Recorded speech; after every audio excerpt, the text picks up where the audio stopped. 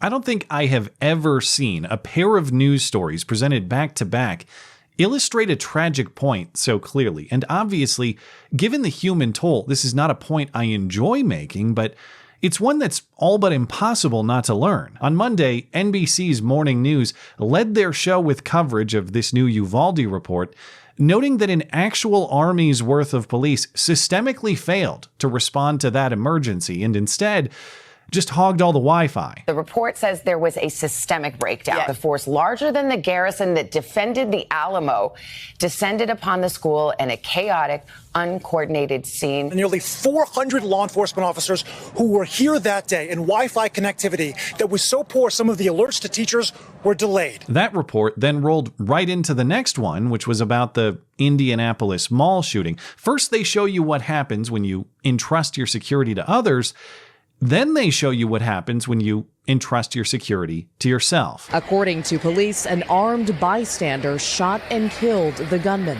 It appears that a good Samaritan that was armed observed the shooting in progress and shot the shooter. And that report called the guy who stopped this incident a so-called Good Samaritan. In Indiana, police aren't releasing the so-called Good Samaritan's name, but saying the 22-year-old man was key in stopping Sunday's attack. And of course, as the reporter mentioned, at the time, the good guy's name wasn't released, so that's why no identity. But why did they call him a so-called good guy instead of just a good guy? Though, I guess maybe I'll take it. A little more of this so-called skepticism would do wonders in much of their other reporting. NBC followed up on Tuesday morning with another full report on outrage from the Uvalde community, who are calling the leadership on whom they relied cowards. It took virtually no time for things to escalate at this school board meeting.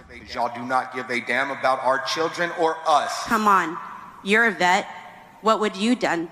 Answer. I don't have an answer for you. You don't have an answer. The crowd then attacking him for not answering the question. And even though by Tuesday morning, all of the details on the non-coward in Indianapolis were fully available, there was no similar full-length update on that story. Instead, NBC just had the same reporter that they sent to Indianapolis do a puff piece about how awesome it is now that gas prices are something below completely outrageous now. Let's bring it back home to Indiana. AAA has the average here in this state at $4.58 a gallon, down from about $5.15 a month ago. And you can see at this gas station, it's even lower at $4.13. And guys, I can confirm people on the ground are already noticing. Just a few minutes ago, our producer topped off our rental car and completely unprompted just yelled out, $35. That's a good day. That reporter is based in Chicago.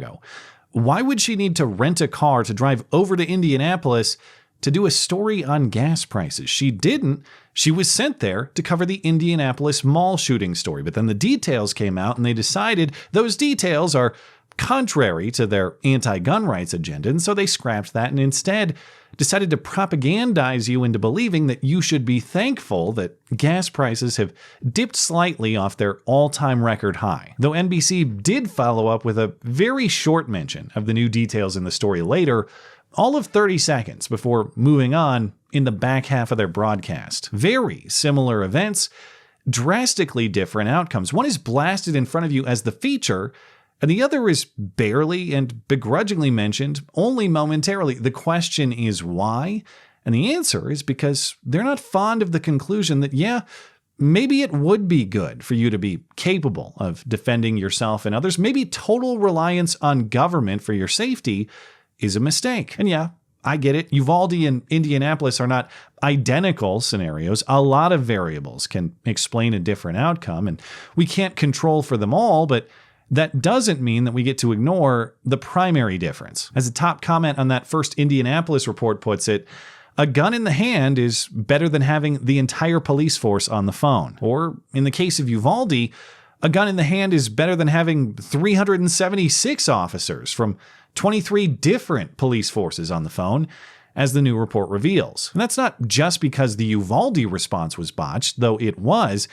It's because even if first responders do exactly as they should with skill and heroism, they are still responding. That takes time. That's why the term first responder is a misnomer. If you're in this sort of situation, the first responder is you. And depending on what happens with police, the last responder is also you. No matter how skilled and heroic the police are, if it takes them several minutes to get to you, and you've chosen helplessness without them, well then several minutes of helplessness is exactly what you get. And that's if they're perfect.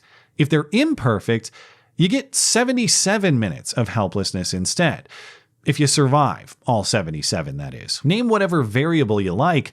The primary difference in Indianapolis is that helplessness was not chosen. Instead, capability, self-reliance, and intervention were, all in a moment that was nothing short of the exact sort of heroism that we all wanted to see in Uvalde but didn't. Truly a medal-worthy performance. On Sunday evening, 20-year-old Jonathan Sapperman, for reasons still unknown, entered the Greenwood Park Mall in suburban Indianapolis, carrying 2 AR-15 rifles, a Glock, and several magazines of ammunition. He apparently sat inside the bathroom for an hour preparing himself before coming back out, fatally shooting one man immediately, and then shooting rounds into the food court at a distance, killing 2 more and injuring 2 others. That first man that Sapperman shot was also armed, but was taken out so quickly he had no opportunity to respond. Almost as fast as the incident began, though, it was done.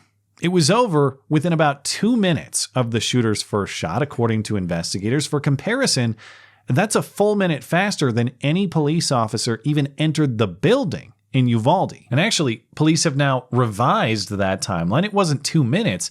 It was just 15 seconds between the shooter's first shot and the Good Samaritan ending the incident. 22-year-old Elijah Dickin was apparently shopping with his girlfriend that evening. Upon seeing the shooter, his girlfriend says he pushed her down, he told her to stay down, he drew the Glock he was illegally carrying, and he shot the shooter from a distance of 40 to 50 yards, police say. Dickin fired 10 rounds, hit the shooter from afar, and still was not done. Rather than secure his girlfriend and just get out of there, after hitting him, Dickin advanced on the shooter slowly and carefully and motioned others to exit behind him. Dickin made sure the shooter was no longer a threat, and after the shooter collapsed trying to get back into the bathroom, he was not. For now, Dickin is not speaking publicly. His lawyer says he won't until the investigation is closed, which is the smart move, but the heroism of this shot cannot be overstated. And not just the skill to land a handgun shot at 40 or 50 yards under the stress of this situation, even assuming that the target was standing still, but the bravery to take that shot knowing that if you miss, rifle fire is coming your way immediately. For that bravery, the mayor and the police chief say Dickin's actions were heroic and that he certainly saved lives. This young man, Greenwood's Good Samaritan, acted within seconds, stopping the shooter and saving countless lives. Many more people would have died last night if not for a responsible armed citizen that took action very quickly. And that is the most important point for recognition. This is a guy who stepped up to put himself at risk to save others. It doesn't have to be political to appreciate what this guy did. You don't have to take a policy stance to say, good, I'm glad he stopped that guy. But since political priors matter more than good outcomes, apparently, this story is spun to fit anti-gun rights predeterminations that are all but additional lies anyway, and that's when they aren't just ignoring the story outright. So let's consider these political points, because this story is a narrative buster in several ways, and not just as an anecdote, but as a data point in a broader data set, a data set they reference selectively to try to convince you that this never actually happens otherwise. First point countered, that gun-free zones actually do a damn thing. The Greenwood Park Mall is a gun-free zone. The parent company's code of conduct states that no weapons are allowed at their shopping centers. And yet, this guy carried not 1 but 2 ARs into this mall and hung out for an hour, and nobody apparently saw anything, and nobody apparently said anything, and of course the signs did nothing to stop this criminal. Only the exact sort of lethal force that the signs prohibit did. Second point countered, that permitless constitutional carry is reckless and dangerous. Indiana instituted constitutional carry on July 1st, meaning any non-criminal citizen can carry a weapon concealed, no qualifications required, no permit required. As long as you are otherwise following the law, you may carry a gun for self-defense. Many states have been trending that way in recent years. Currently, half the states, 25, have such a policy. All indications are that Dickin did not hold a permit. He was carrying permitless, as Indiana law now allows. And not only did that not cost lives, it indisputably saved them in this case. Oh, well, you can't possibly be gun proficient without state-supervised training and qualification. You can't possibly be gun safe without police or military experience. These are things we often hear claimed. Dickin has neither. In fact, he has no formal training at all. He says his grandpa taught him how to shoot. Well, I don't know what grandpa's methods are, but clearly grandpa tactical training is vastly superior to whatever program they're using in Uvalde. Well, yeah, okay, but that's just one anecdote, they say. This is just one story that, yes, while worthy of praise and recognition, is just so statistically rare that it wouldn't be sensible to craft policy around it. That is the preferred spin now. An armed civilian ending a mass shooting is so rare, says the Washington Post. It's such a rare circumstance for a good guy with a gun to stop a bad guy with a gun, says the Indianapolis Star, citing the experts at law school. CNN says the same, and along with NBC in that report mentioned earlier, they say that mass shootings are actually far more common than this type of successful civilian intervention. We're very thankful for a young 22-year-old man who stopped this violent act. And that's relatively rare. According to an analysis published by the New York Times, there were at least 433 active shooter attacks from 2000 to 2021. Of those, just 22 ended with an armed bystander shooting the attacker. Countrywide this year, there have already been more than 350 mass shootings where 4 or more people were shot, according to the Gun Violence Archive. There have been more than 349 mass shootings in the United States this year, according to data from the Gun Violence Archive. If that number sounds outrageously high, it is.